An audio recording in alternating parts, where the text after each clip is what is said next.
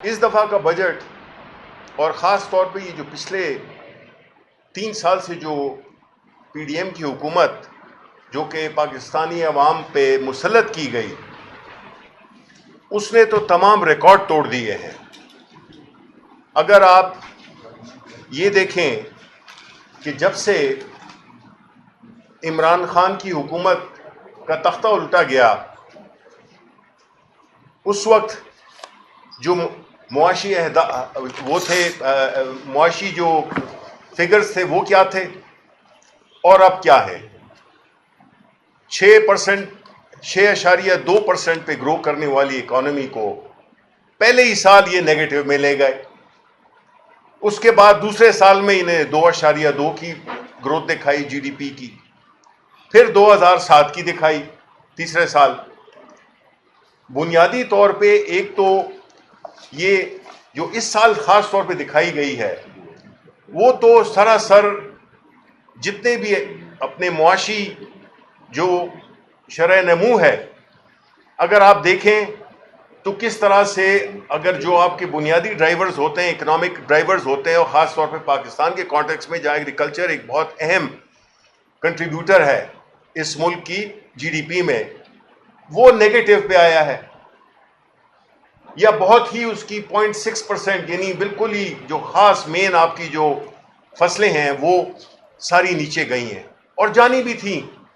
یہ کبھی climate change کو اس کا مورد الزام ٹھہراتے ہیں، کبھی کسی اور وجہ کا، لیکن بنیادی طور پہ جو آپ نے دیکھا، جو گندم ہماری جو کیش کراپ ہے، اس پہ بات کریں گے اپنا شیخ وقاص، وہ بنیادی طور پہ وہ جو قیمتیں انہوں نے دیں، جس میں کہ پنش کیا گیا خاص طور پہ پنجاب کے کاشتکاروں کو کہ ان کی گندم کو مٹی کے داموں بیچنے کی کوشش کی، جس کی وجہ سے تقریباً کوئی 4 سے 5 کھرب روپے کا نقصان ہوا آپ کے جو کاشتکار ہیں۔ پھر اسی طرح جو انڈسٹری ہے جس میں لارج سکیل مینوفیکچرنگ بھی شامل ہے، اس پہ نیگیٹو گروتھ ہوئی۔ سروسز بہت کم ہو گئیں ہمارے وقت کے مقابلے میں۔ اگر آپ اس کو فگرز میں دیکھیں تو اس وقت جو سروسز کا وہ تھی، یہ آپ نے آج کے اخبار میں ہی آیا ہوا ہے، وہ ہمارے وقت میں 5.9% سے گرو کیا تھا پہلے سال، پھر 22 میں 6007 پہ گرو کیا، پھر جب یہ اس ملک پہ جو ایک آفت نازل ہوئی پی ڈی ایم کی صورت میں، اس میں یہ 0.04 پہ آئی، پھر 2.2 اور پھر 2.9 پہ۔ اسی طرح انڈسٹری ہو گئی، اسی طرح انفلیشن ہو گئی۔ ہمارے وقت میں 12% بہت بڑی انفلیشن تھی، اور 12% کی انفلیشن کو مد نظر رکھتے ہوئے اگر آپ دیکھیں کہ انہوں نے کس طرح پچھلے سال 29% تک یہ گئے، پھر ابھی انفلیشن، اس میں کوئی شک نہیں ہے کہ وہ کم ہوئی ہے، لیکن وہ کم کس حساب سے ہوئی ہے؟ یہ وہ ہے جو کہ اتنا ہائی بیس، یعنی قیمت اتنی بڑھ چکی تھی کہ اس کی سطح سے پھر انہوں نے یہ شو کیا کہ 4.5 ہے۔ اصل چیز کیا ہے؟ وہ آپ کی پرچیزنگ پاور ہوتی ہے، یعنی آپ کی قوت خرید۔ اگر آپ دیکھیں کہ اگر 2022 میں جس وقت خان صاحب کی حکومت تھی، اس وقت اگر آپ لاکھ روپے کما رہے تھے، تو اب وہی لاکھ روپے کی جو قیمت، جو اس کی جو ویلیو رہ گئی ہے، وہ 40,000 43,000 روپے کی ہو گئی ہے۔ تو آپ کا جو معیار زندگی ہے وہ کس طرح بری طرح سے متاثر ہوا ہوگا۔ یعنی لاکھ روپے سیلری کوئی تنخواہ نہیں ہے، اچھے وقتوں میں بھی کوئی اتنی بڑی تنخواہ نہیں تھی۔ تو میں سمجھ سکتا ہوں کہ جو عوام ہیں ان کی جو قوت خرید ہے وہ کس طرح بری طرح سے متاثر ہوئی ہے۔ اور روپیہ جو ہے وہ ایک زمانے میں وہ افغانی ہوتا تھا کہ وہ پیٹیوں کے حساب سے جو ہے تو آپ جا کے تو اپنی ٹوتھ پیسٹ خریدتے تھے، یا جرمنی میں ورلڈ وار کے دوران یہ ہوا۔ اب افغانی کی جو ویلیو ہے وہ ہم سے بہت بہتر ہو گئی ہے۔ ہمارے جتنے خطے کے ممالک ہیں ان کی جو کرنسی ہے وہ بڑی اسٹرانگ ہے۔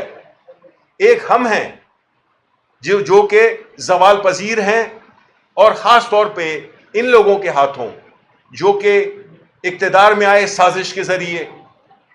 یہ وہ لوگ ہیں جو فارم 47 کے ذریعے آئے، یہ وہ لوگ ہیں اسمبلیوں میں اس وقت وہ لوگ بیٹھے ہوئے ہیں جن کے وہ عوام نے نہیں بھیجا.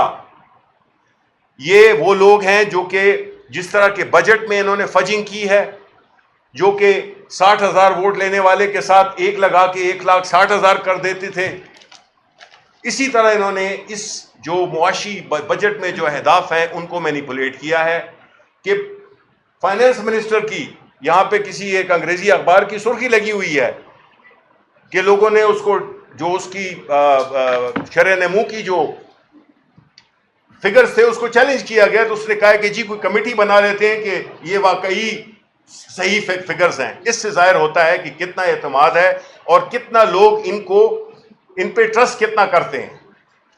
عوام کا جب تک ٹرسٹ نہیں ہوگا, عوام پیچھے نہیں کھڑی ہوگی, کوئی چیز بھی نہیں آگے ہل سکتی.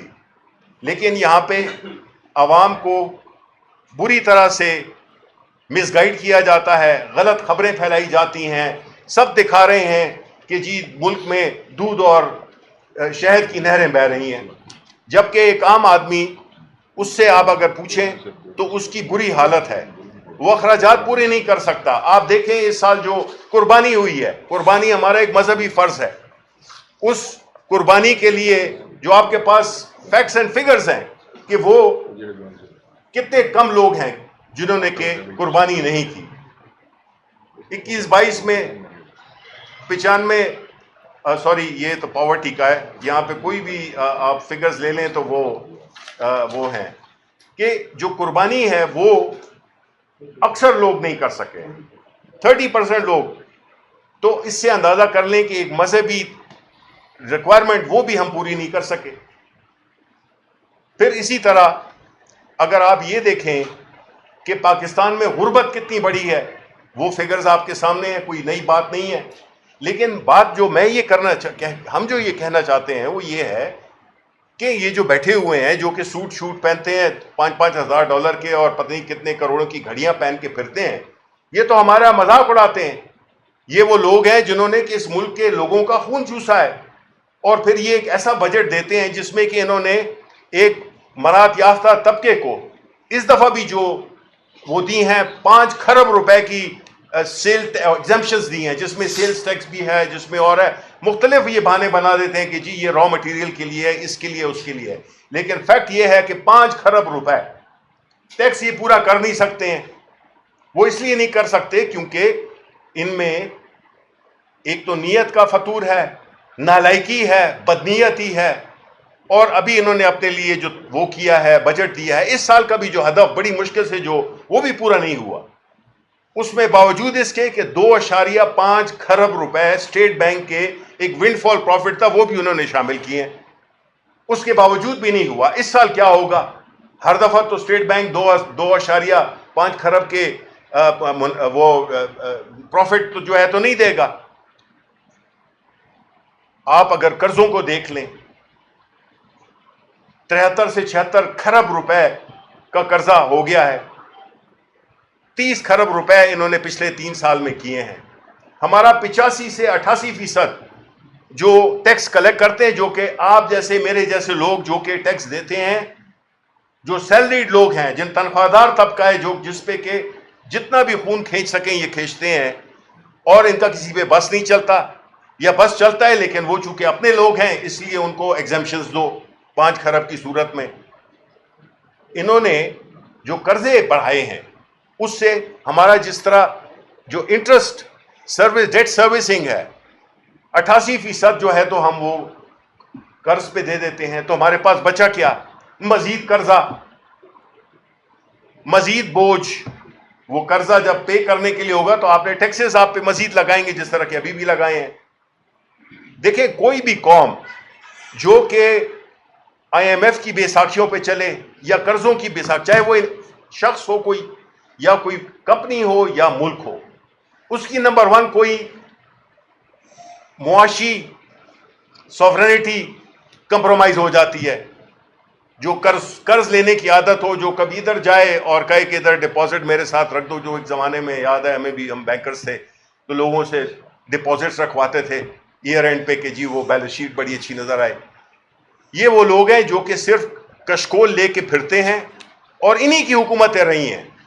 میجورٹی انہی کی حکومتیں رہی ہیں, یا ڈکٹیٹرشپ رہی ہیں یا ان کی حکومتیں رہی ہیں, پیپلز پارٹی اور پاکستان مسلم لیگ اور باقی جو ان کے ہم نوائیں.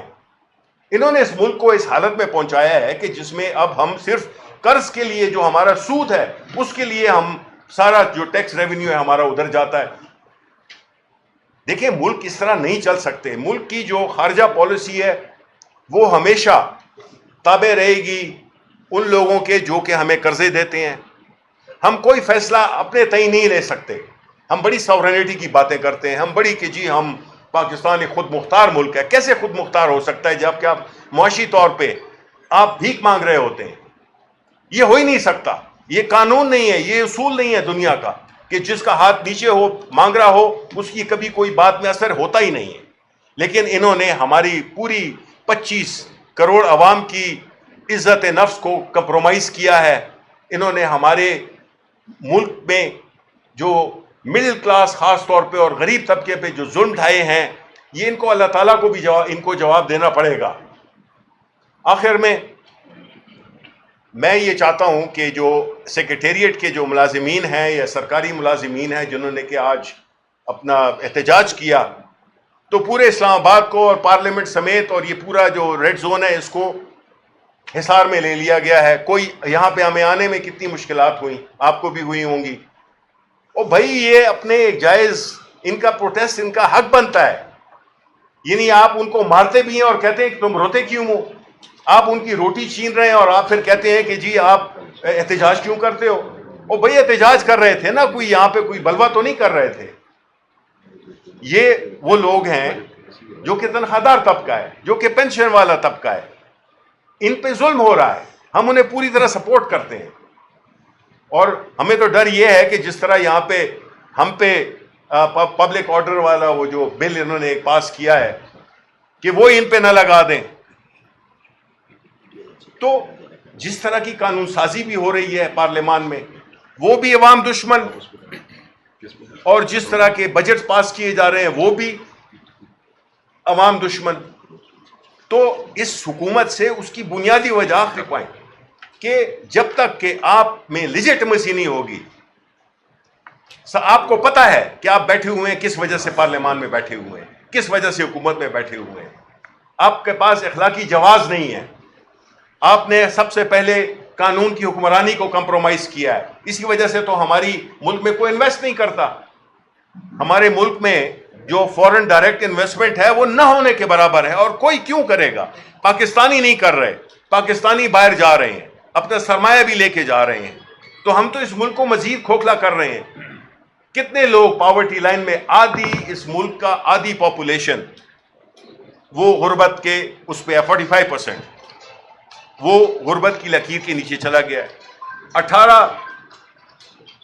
1,800,000 لوگ جو ہے ینگسٹرز جو کہ 15 اور 24 سال کے ایج گروپ میں ہیں, یہ ان امپلائمنٹ کی لسٹ میں مزید شامل ہوئے. 29% 11.8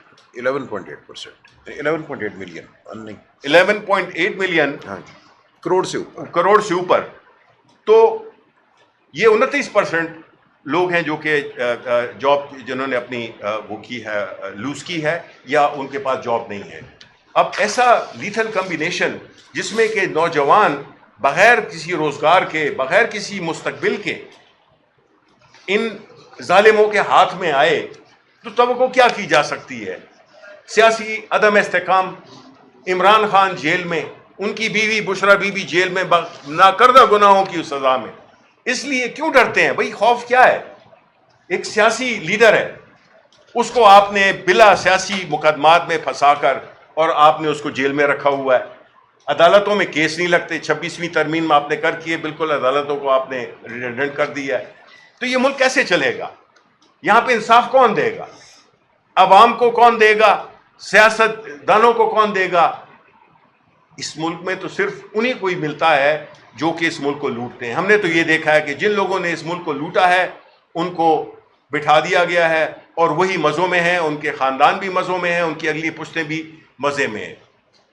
تو جب تک کہ رول آف لا نہیں ہوگا, آئین اور قانون کی برتری نہیں ہوگی, اس ملک کا مستقبل پہ بڑے سوالیہ نشان ہے. بہت بہت شکریہ. بہت شکریہ.